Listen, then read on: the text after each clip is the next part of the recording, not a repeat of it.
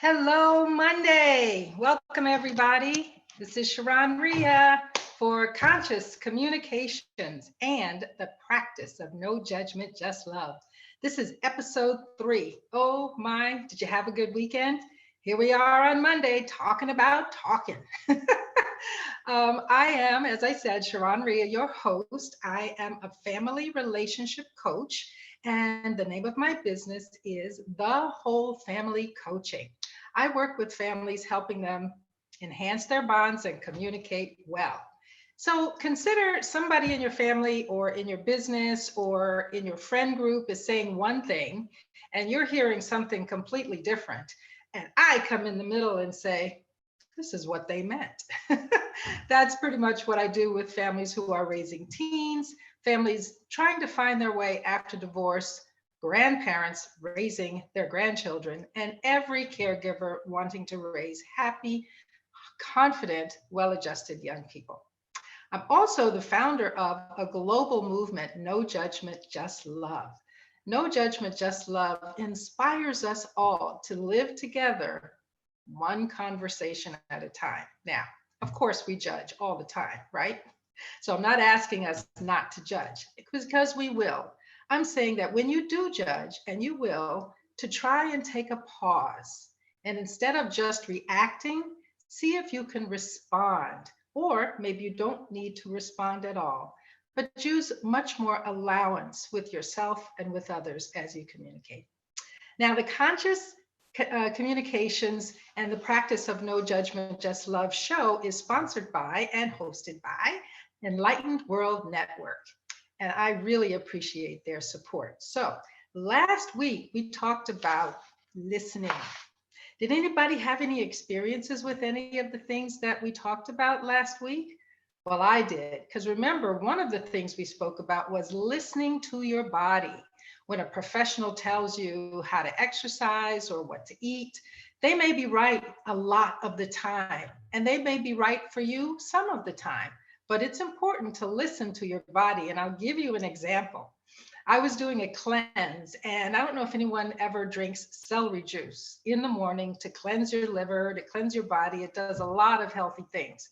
Well, I've been doing this practice for about a month, and every morning I would drink my celery juice. It tasted wonderful. It went down not so hard. It was just yummy. Friday morning, right before the show, I tried to gulp down that celery juice and it just would not go down. So I listened to my body saying, hey, ShaRon, we enjoyed that celery juice for as long as you were doing it, but today's not the day. And so what happened was I decided the next 3 days, I'm not drinking that celery juice, and I feel fantastic. So listen to your body. Well, today's episode is episode 3, and we're talking about multi-generational communication. And in your family, in business, in the world, we are people of a lot of different ages, right? And each one of us lived through a different time, was raised a different way, and so the way we communicate is different. And it's very valuable when you are doing conscious communication to be aware that if I'm speaking to someone who's 10, I might want to speak to them different than I would to someone who's 45. And not just in my tone and not just in my words, but actually understanding a little bit about their possible background. So today's 3 tips, and remember, every show we have one topic. Today is multi-generational, and I'll offer you 3 things to think about. So the 3 things today are the golden rule and the platinum rule. The second thing is, do we have a generational gap? And the third thing is talking across 6 different generations. So let's begin with the first one, the golden rule and the platinum rule. I believe most of us know what the golden rule is. Do unto others as you would have them do unto you. Now, in thinking about that golden rule, it kind of means that if you feel or speak a certain way, you're going to ask that other person or expect that other person to speak that certain way. Do unto others the way you would want them to do unto you. Do to other people how you would like things done for you. Well, in communication, I invite you to consider the platinum rule. And what the platinum rule says, speak to others in the language that they understand. Now, that's going to be a little challenging because it requires you to learn a little bit about that person so that when you speak to them, you have a better chance of being understood. So the platinum rules speak to other people in the language that they understand. And so as we talk about generations, do we have a generation gap? I don't know how many of you out there are in different generations listening to me, but the Kennedy family here in the United States was a very popular family for a long time, probably through the 50s all the way up to the 60s, and even still in the 70s, and a little bit less today because they're not as prominent in politics as they were before. But one of the Kennedys died.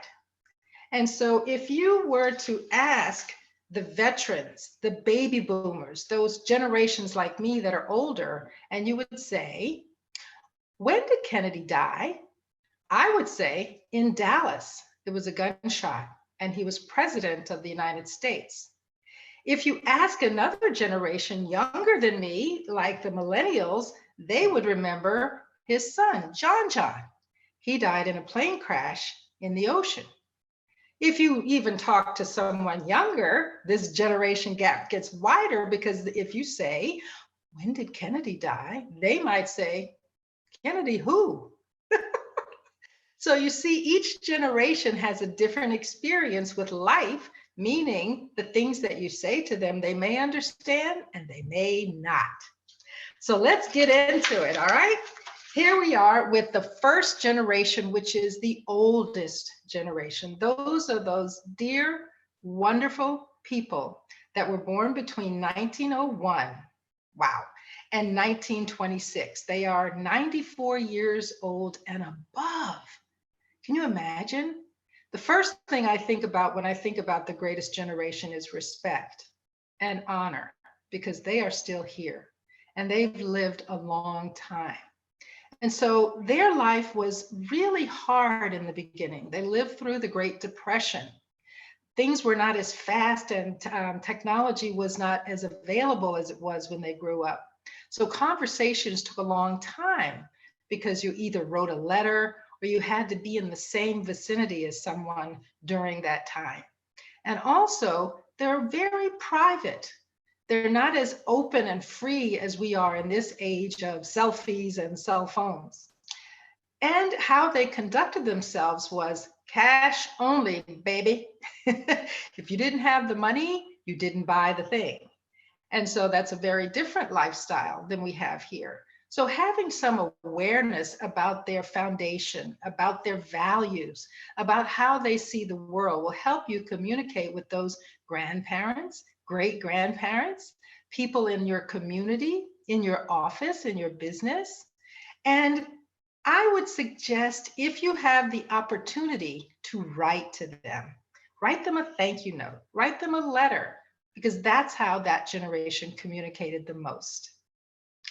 So we're going up a little bit more in age. We're starting way, way, way back and going forward. So the next generation are the traditionalists. These also are people that have lived for a long time. They're between the ages of 75 and 93, born in 1927 to 1945. So that was during World War II. And our country was quite different during World War II. People banded together. There were war bonds that were sold. Women came out of the homes and went to work to help with the war planes and things in factories. So they were really involved in our country defending itself. It was also a time when people were very honoring of authority. So if your parents told you something to do, if the government told you something to do, if your boss told you something to do, you were very much more willing to listen and respond with, okay, I will. There were also very traditional male and female roles. Husbands and wives, boys and girls had different prescribed ways that they were conducting themselves or acting. Also, this generation did not have as much technology as we have now, but they had a little bit more than the greatest generation, the one before. And so again, written communication was really the best way to speak. Telephones were new, televisions were coming new. So if you have anyone in your world that's between the ages of 75 and 93, surprise them. Write them a letter, mail it to them so they get mail. Mail is really exciting. So moving again, now we're into the baby boomer. Woo, that's from 1946 to 1964. These are the people that are between the ages of 56 and 74. Whoop, whoop, whoop, that's me. And previously, the baby boomers were the largest amount of people that were born and living in the United States. After the war, I guess everybody was happy. And so lots of babies were born. America was new. We had come away from the war with a victory. And so this generation moved through the 50s and the 60s where a lot of social change happened. Women that were out of the home working in factories were not so willing to go back in the home to be a homemaker. They wanted to become more in their lives. And so lots of women decided to go to work and find a career.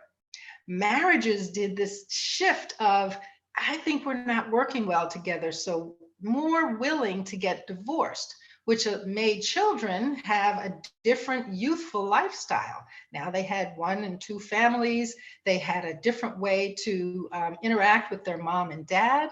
Also, there was a lot of focus on safety, on working and new retirement. Those people usually before in the traditionalist time, when you retired, you worked maybe 50 or so years, 45 years, and you left your job, your one job, and you got a watch or you got a party, and that was it. Now people were moving around to different jobs and retirement didn't quite look the same. These people, like me, we really appreciate a phone call. Or an in-person conversation. Sometimes I have a lot of trouble with the automated, just talk to the machine. So think about that when you're talking with baby boomers, those that are wonderfully aged between 56 and 74. All right, going down to the Generation X. Those are the people that are between 40 and 55. They are fast. This generation is moving it. They are doing a lot of things and they like timely, direct communication, not a lot of chit chat here and there. So they're also raising young children and at the same time caring for elders, caring for their parents. So when you're communicating with this group of people, make sure it's quick and to the point. Now, the millennials, they're an exciting group as well. Those are our young people. They're getting involved in politics. They were born between 1981 and 1994. They're between the ages of 26 and 39, and they love social media. Talk to them on any of the channels that you want. Social media, TikTok, Facebook, Instagram, all of that. They can handle multitasking and they're very involved in conversation. They may have a lot of selfies because they're proud of their bodies and proud of themselves. Give a little grace there. Then we come now to Generation Z. Those are the young people that are between the ages of 6 years old and 25. And I have a daughter in that age range.